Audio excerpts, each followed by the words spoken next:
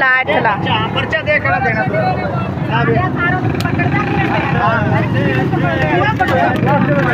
मारा कबड्डी मैनू पकड़न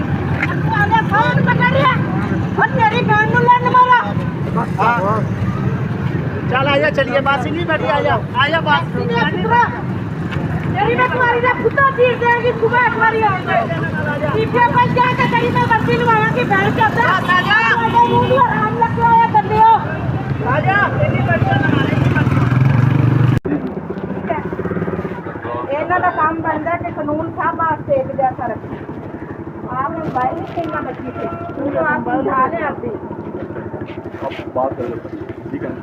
इतने लोग गुजर रहे थे चौक में से ठीक है मारने का क्या दुख बन रहा था आपका सुनो तो सही इनको चाहिए था कि जिन जिन के ऊपर हेलमेट नहीं थे ना सबका चलान कर आप जिम्मेदार हैं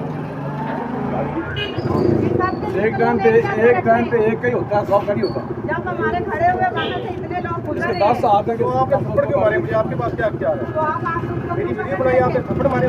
आप आके उसका क्यों पकड़ रहे थे किसको पकड़ रहे थे भाई को कि तुमसे हम बदला देते बदतमीजी की वजह इधर ले आओ गाड़ी मैं आपके साथ गाड़ी में चलती हूँ चलो चलो चलो आप चलो चलो सारे आओ